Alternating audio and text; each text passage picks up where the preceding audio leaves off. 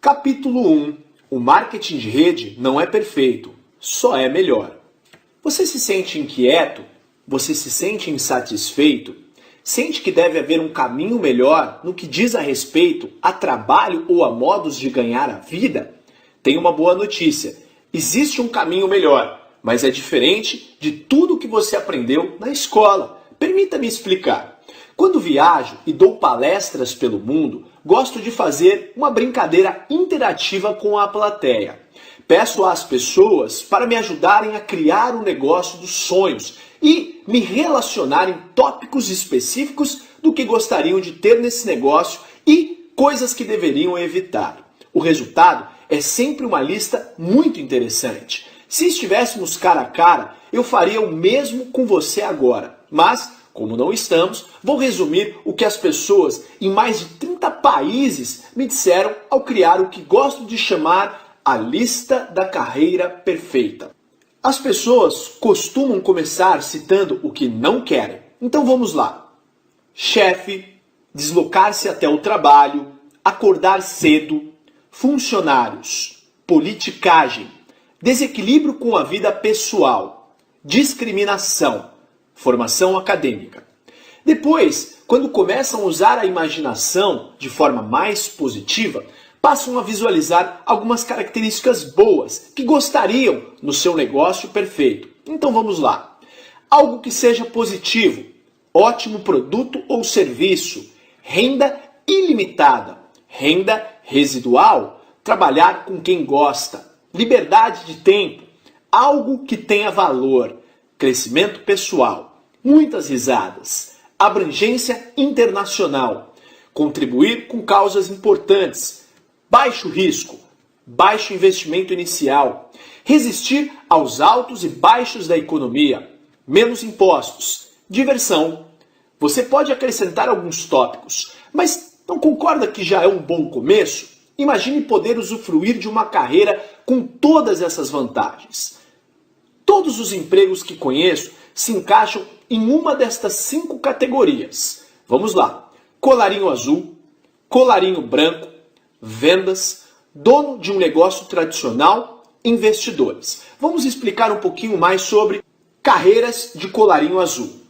Eis a definição da Wikipédia para colarinho azul. Um trabalhador de colarinho azul é um membro da classe trabalhadora que normalmente realiza trabalho manual. Minha definição consiste em alguém que trabalha para consertar algo, montar algo, limpar algo, construir algo ou servir algo ou alguém. Durante a minha vida, tive muitos empregos de colarinho azul e, como para qualquer um que já fez esse tipo de trabalho, existe uma certa satisfação em fazer um serviço bem feito. Mas aqui está a questão. O trabalho de colarinho azul satisfaz a nossa lista da carreira perfeita? A resposta óbvia é não. Claro, ela satisfaz algumas características. Pode haver um ótimo produto e baixo investimento inicial, ou quaisquer outros itens individuais da lista. Mas, se você analisar friamente, o colarinho azul não pode levá-lo aonde você quer chegar. Não é a carreira perfeita. Carreiras de colarinho branco. A seguir, a definição da Wikipédia para colarinho branco. Colarinho branco é um termo informal que se refere a um profissional assalariado ou a um profissional ensinado a executar tarefas semiprofissionais. Tarefas estas sendo administrativas, burocráticas ou de gerenciamento, opondo-se às do colarinho azul, cujo trabalho requer emprego de mão de obra física. Minha definição é que se trata de uma pessoa contratada por alguém para fazer um trabalho que não seja manual ou de vendas. Muitas pessoas escolhem uma carreira de colarinho branco, pois é uma das opções mais aceitáveis socialmente, sendo considerada há tempos uma opção segura. Recentemente isso mudou. O contrato implícito de que se você for leal à sua empresa e ela também será leal a você, acabou faz muito tempo. Também fui trabalhador de colarinho branco em minha carreira. Segundo minha experiência, existem 2 perfis de pessoas que fazem esse tipo de trabalho. Os realizadores, ou como falam nos Estados Unidos, os achievers, ou os figurantes, como falam-se nos Estados Unidos, os hiders. Os realizadores são aqueles que gostam de ter um alto nível de performance. São ambiciosos, motivados e enérgicos. São cheios de ideias e querem subir a escada corporativa, os quais são ótimos atributos para se possuir. Mas existe o lado negativo do realizador. Assim que você decide ser um realizador, ele se torna um alvo. Seu chefe parece vê-lo como uma ameaça ao seu emprego, passando a bloquear seu crescimento ou tentar abalar a sua reputação. Seus colegas o veem como alguém que o envergonha ou que impede com que consigam uma promoção. Portanto, começam a fazer o possível para impedir as suas conquistas. Para manter-se um realizador e sobreviver nesse ambiente hostil, a pessoa deve se profissionalizar em algo que não tem nada a ver com a sua produtividade. Politicagem. Devem aprender a navegar pelo mundo político, desmerecendo seus inimigos e fortalecendo seu relacionamento com os detentores do poder. Na verdade, algumas das pessoas mais bem-sucedidas no mundo corporativo não são realizadores, são puramente políticos. Se você decidir trabalhar no mundo corporativo e quiser ser um realizador, deve aceitar o fato de também precisar se tornar um bom político. Agora, vamos falar sobre os figurantes. Eles odeiam politicagem, mas ainda assim precisam do seu emprego. Aprendem a não ser como um ambicioso realizador. Não se destacam, não falam em reuniões, não trazem novas ideias. Eles se escondem. Mantêm suas cabeças abaixadas e obedecem. Fazem o suficiente para não receberem feedback negativo. Sobrevivem.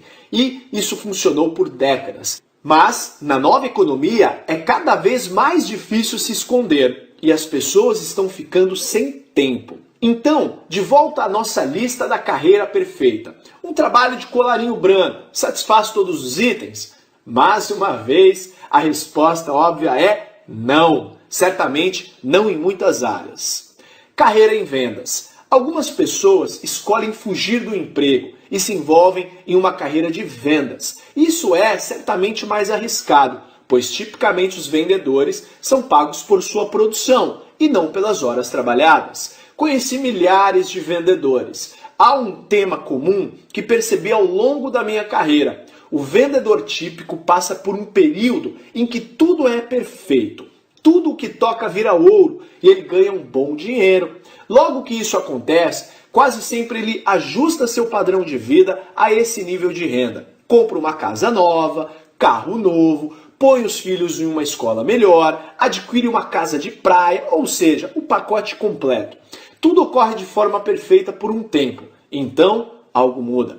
A empresa em que ele trabalha muda o plano de pagamento. O território é reduzido, um concorrente aparece, ele perde seu melhor cliente, a economia entra em recessão, novas tecnologias depreciam o valor do seu produto ou regulamentos do governo modificam toda a sua indústria. Esses são alguns exemplos. Existem centenas de outros motivos que podem e provavelmente irão complicar a vida de um vendedor. Quando isso acontece, por causa do alto padrão de vida que ele desenvolveu, agora 40 horas por semana não são suficientes para pagar as suas contas. Daí ele passa a trabalhar 50 horas por semana, depois 60, depois 70, e sua vida se torna muito pequena. Sim, ele tem os bens materiais, mas não tem tempo para usufruir deles. Outro desafio para a carreira de vendas é que, não importa o quão bom seja o profissional, ele sempre começa do zero no dia seguinte. Pode ser cansativo viver sob esse tipo de pressão por um longo período de tempo. Uma carreira em vendas pode pagar as contas? Claro! Mas pode satisfazer a lista da carreira perfeita que descrevemos antes? Mais uma vez, a resposta é não.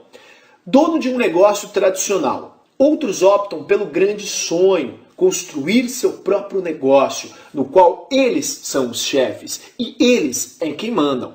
É uma ideia entusiasmante, não é? Aqui vai a realidade para a maioria desses. Passo 1.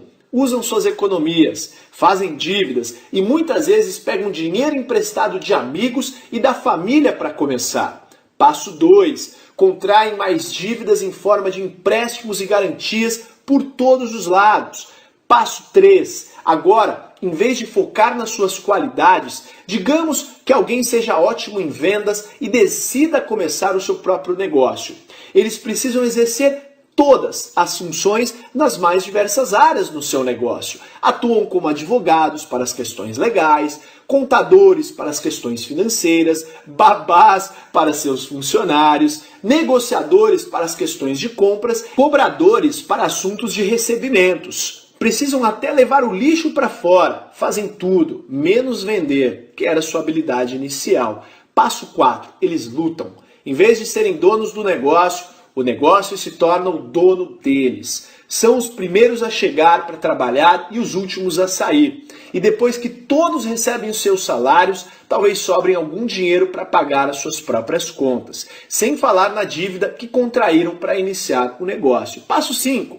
Eles prosperam ou fracassam. Ou atingem um ponto em que o negócio tem sucesso, ou fracassam, muitas vezes declarando falência e voltando ao emprego corporativo ou de vendas. E mesmo que tenham sucesso, geralmente significa uma vida de sacrifícios e estresse.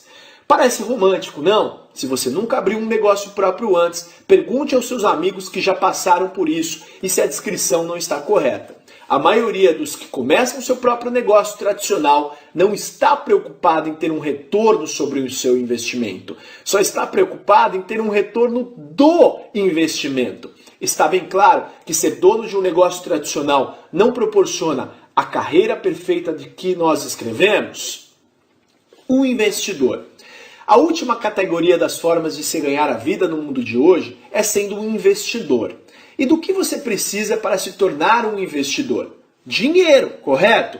Se não tiver muito dinheiro, vai ser difícil sobreviver com o retorno dos seus investimentos, especialmente se tentar ser conservador para reduzir o risco.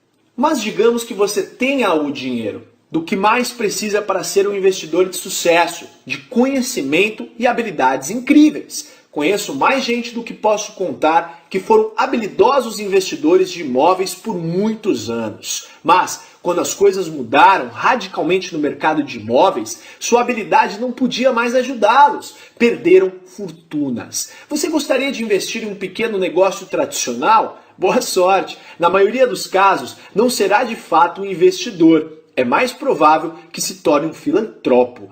Que tal o mercado de ações? As pessoas se dão bem lá, não é? Algumas sim, pelo menos de tempos em tempos. Mas conheço mais pessoas que perderam do que ganharam, principalmente na última década. É muito difícil ter um retorno garantido quando você não está no controle. E, confie em mim, como investidor, você não está no controle. Tudo pode acontecer, e pode acontecer de um dia para o outro. Vou contar uma história para ilustrar o que aconteceu comigo. No final de 2001, eu estava indo muito bem. Vendi uma empresa da qual era cofundador e estava trabalhando como consultor e sendo muito bem remunerado. Minha parte da venda recebia aproximadamente 170 mil ações da nova empresa. Ela foi negociada publicamente na Bolsa de Valores de Nova York e vendida por cerca de 44 dólares por ação, ou seja, minha parte girava em torno de 7,5 milhões de dólares. Eu tinha uma renda robusta e um ótimo portfólio. A vida estava boa. Usei parte das ações como garantia em um empréstimo de 2 milhões de dólares para a construção da minha casa dos sonhos. Quanto ao resto, não diversifiquei, porque sabia que a empresa ia muito bem, com um ótimo produto e uma equipe de vendas incrível. Então, aconteceu algo fora do meu controle. Da noite para o dia, as ações caíram para 37 dólares. Porque um grupo de investidores havia escolhido a empresa e feito uma venda a descoberto. Em outras palavras, quanto mais caísse o preço das ações, mais dinheiro eles ganhariam. Achei ridículo, porque a empresa ia muito bem, então comprei mais ações por 37 dólares, usando minhas ações existentes como garantia, pois tinha certeza de que o preço voltaria a subir. Caíram para 33 dólares, comprei mais ações, caíram para 27, comecei a receber chamadas de margem, ou seja, se não enviasse o dinheiro, eles começariam a vender as minhas ações para cobrir as perdas. E eu não tinha dinheiro para mandar. As ações continuaram caindo, despencaram até 10 dólares por ação. E os meus 7,5 milhões de dólares sumiram. Puf! tudo em menos de 90 dias. Por fim, as ações voltaram a subir e a empresa foi privatizada a $65 por ação. Mas eu não estava mais lá para usufruir disso e fui tirado do jogo. Eu poderia ter sido mais esperto, é claro. Cometi erros? Certamente, mas aqui vai a lição. Se você quer ser um investidor, deve aceitar que, de vez em quando, as coisas fogem ao seu controle. E quando isso acontecer, pode sair muito caro. Então voltemos à nossa lista da carreira perfeita. Ser um investidor pode satisfazer todos os itens? Acho que não. Falamos sobre as carreiras de colarinho azul, de colarinho branco, vendas, donos de negócio tradicional e investidores. E nenhum deles pode satisfazer a lista da carreira perfeita. Afinal, a carreira perfeita é mesmo possível? A resposta é sim, mas para chegar lá, você precisa entender que tudo está mudando. Os modelos antigos de remuneração estão mortos ou morrendo e estamos passando pela maior mudança econômica das nossas vidas. A nova economia. O mundo como você o conhece mudou. Para as pessoas que não reconhecem esse fato, será o pior dos tempos. Para aqueles que reconhecem, será o melhor dos tempos. Nos últimos 100 anos, um fenômeno interessante aconteceu. O crescimento das corporações se tornou o padrão da sociedade. O lugar seguro e respeitado para as pessoas existirem no ambiente de trabalho era sendo um empregado. Passo 1. Vá para a escola e aprenda a ser um empregado. Passo 2. Encontre uma empresa que o contrate. Passo 3. Trabalhe para essa empresa por 40 anos. Passo 4. Aposente-se. Nas últimas décadas, a promessa de ser recompensado pela empresa por sua lealdade e trabalho duro tem sido exposta como um mito. As pessoas começaram a perceber que a lealdade que dedicavam às suas empresas não era recíproca. Então, começou um novo processo. Passo 1. Vá para a escola e aprenda a ser um empregado. Passo 2. Encontre uma empresa que o contrate. Passo 3. Mude de empresa por diversos motivos políticos e econômicos a cada 3 a 5 anos, ao longo de sua carreira. Passo 4. Você descobre que não pode se aposentar confortavelmente após 40 anos e continua trabalhando. E agora estamos passando pela maior mudança das nossas vidas. Por um século, as empresas pagaram seus funcionários por horas, por semanas ou por ano. Isto está sendo mudado em escala global. O mundo está se movendo em direção a uma economia de performance. E isso já está acontecendo. O que significa que, no futuro, você será remunerado apenas pelo seu desempenho, não mais pelo seu tempo. Garçons da indústria alimentícia já vêm vivendo esse modelo nos Estados Unidos. Recebem um salário muito baixo por hora, exigido por lei, e ganham a vida através das gorjetas, baseadas em seu desempenho. Se você puder imaginar o mesmo modelo sendo aplicado a praticamente todos os empregos do mundo, já tem uma noção do que está por vir. A pessoa que limpa os quartos em um hotel não receberá mais por hora, será paga por quarto. Para funcionários de um escritório, aqui vai um exemplo. Uma pessoa ganha $60 mil de salário anual. Passo 1. A empresa irá diminuir o salário para algo em torno de $50 mil. Porque, no mercado de hoje, existem outras pessoas que aceitariam um emprego por uma quantia menor. Passo 2. Seu salário base será reduzido para algo em torno de $20 mil por ano. Passo 3. Eles comunicam ao funcionário de que ele poderá ganhar um adicional de $30 mil ao longo do ano se atingir certas metas mensais. Em outras palavras, se baterem as metas, poderão ganhar mais $2.500 por mês. Agora, a pressão está no ar e a empresa está adorando. Se você não alcançar suas metas, eles poderão economizar ainda mais. Se você alcançar as suas metas, adivinha o que acontece? Eles aumentam suas exigências de performance. A menos que você seja extremamente especializado, isso vai acontecer com você. Se ainda não aconteceu, pode contar com isso. E vai ocorrer com todas as profissões do mundo. A evolução já começou. Por que isso está acontecendo? Primeiro, porque é um modelo melhor para a empresa. Eles terão melhores resultados com menos despesas. Segundo, porque a nova economia precisa de menos pessoas. Portanto, a empresa tem mais pessoas competindo por cada vez menos vagas de emprego. Vou explicar por que a nova economia precisa de menos pessoas. O crescimento exponencial da tecnologia mudou tudo. Há mais de 100 anos, 90% da população trabalhavam na agricultura. Hoje, devido à automação, esse número é de menos 1% e os empregos nas fazendas praticamente acabaram. Você se lembra dos serviços de atendimento ao cliente nos quais você costumava falar com pessoas? Hoje, você fala com uma máquina e esses empregos se foram. Você se lembra de quando as empresas tinham uma legião de vendedores? Agora as pessoas fazem seu pedido online e seus empregos sumiram. Você se lembra da videolocadora Blockbuster e de todos os seus funcionários? Agora, as pessoas veem filmes em seus tablets ou smartphones. E esses empregos acabaram. Amo livros, mas aproveite sua livraria favorita enquanto você pode. Elas vão acabar em breve, assim como os empregos oferecidos por essas lojas. Eu poderia continuar falando de praticamente todas as categorias de trabalho no mundo. A tecnologia e a eficiência eliminam empregos todos os dias e não há nada que possamos fazer para impedir isso. Na verdade, esse processo só vai acelerar. Se você está sentado esperando que a economia reaqueça e que os empregos voltem, não faça isso. Eles não vão voltar. Assim como os filhos dos fazendeiros aceitaram seu destino e deixaram a agricultura para seguir novas vocações, o mesmo está acontecendo com as pessoas que trabalham na antiga economia. Para sobreviver, terão de abrir os olhos para essa realidade e encontrar algo novo. Marketing de rede é melhor.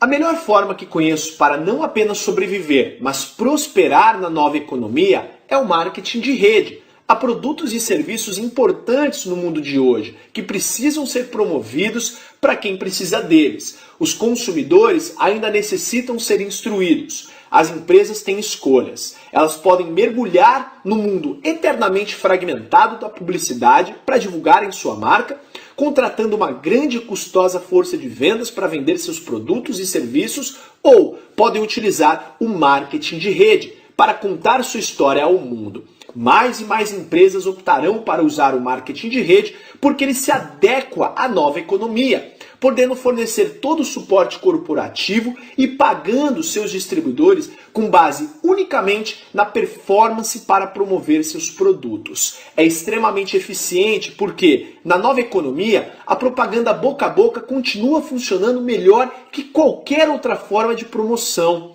A empresa pode simplesmente pegar o dinheiro que gastaria em publicidade e promoção e pagar seus distribuidores para promoverem a sua marca. Como empreendedor, isso significa que você pode receber todos os benefícios de possuir um negócio tradicional, porém sem os riscos típicos, e não haverá nenhum teto para a sua renda, pois as empresas de marketing de rede querem que você ganhe o máximo possível. Se você vai receber pelo seu desempenho de qualquer maneira, por que viver com essa limitação? A pegadinha do marketing de rede.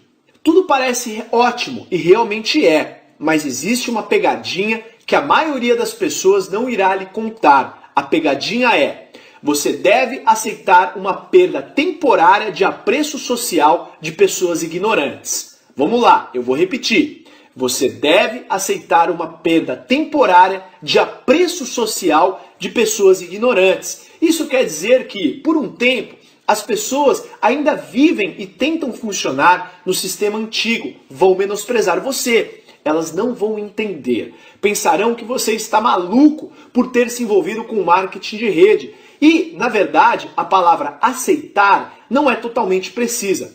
Você tem de fazer mais que isso. Você deve abraçar essa perda temporária de apreço social de pessoas ignorantes. Você está vendo o futuro antes que ele se torne óbvio para todo mundo. Você é uma pessoa inteligente. Você é quem está agindo para viver uma vida melhor.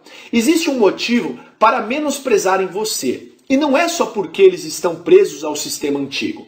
Vou tentar ajudá-lo a entender direito, pois se você decidir fazer do marketing de rede uma profissão, é importante saber desde agora. A maioria das pessoas já participou de uma empresa de marketing de rede ou conhece alguém que já participou. Observe o que passa pela mente de quase todos os que decidem se envolver. Acho que conheço 5 ou 6 pessoas que também poderiam fazer isso. Minha irmã é ótima. Meu amigo adora essas coisas. Conheço outra pessoa que seria incrível. Está bem, vou entrar.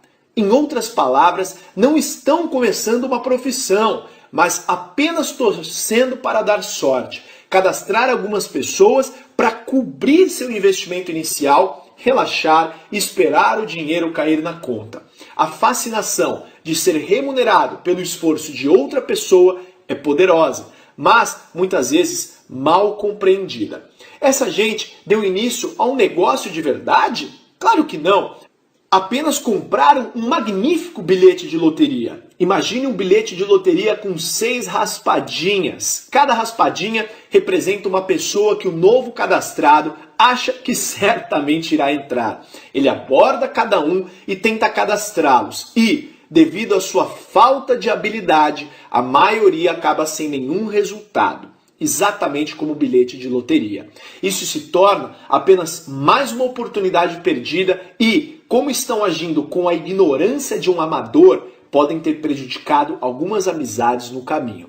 Então rasgam o bilhete e, em vez de assumirem a responsabilidade por não, de fato, terem começado o seu próprio negócio, culpam o marketing de rede e o fazem questão de dizer aos 4 ventos dessa forma: escute, já trabalhei com isso, fiz tudo o que eu podia, falei com todo mundo que eu conhecia e o marketing de rede simplesmente não funciona. Poupe o seu dinheiro. É isso com que você está lidando ao escolher essa profissão. Com as opiniões de pessoas ignorantes que acreditam ter feito tudo certo e que sozinhas concluíram que não funciona. Se você acha muito difícil lidar com isso, o marketing de rede não é para você. Mas, se puder abraçar essa causa, o mundo é seu. As pessoas que fazem essa escolha ganham muito dinheiro. As empresas pagam valores ilimitados para quem é capaz de ajudar outros ainda cegos a enxergarem, de educar os ignorantes e de construir uma comunidade de indivíduos com os mesmos propósitos. Alguns dizem que percepção é a realidade. Detesto essa frase. Todos os maiores líderes do mundo a ignoraram por séculos. E se Nelson Mandela tivesse dito que percepção é realidade? E se Martin Luther King Jr. tivesse dito que percepção é realidade? E se Steve Jobs tivesse dito que percepção é realidade? Os grandes líderes do mundo dizem: realidade é realidade. E vou fazer o possível para ajudar as pessoas a entenderem esse fato. A verdade é que o marketing de rede não é perfeito, só é melhor. E essa é a realidade.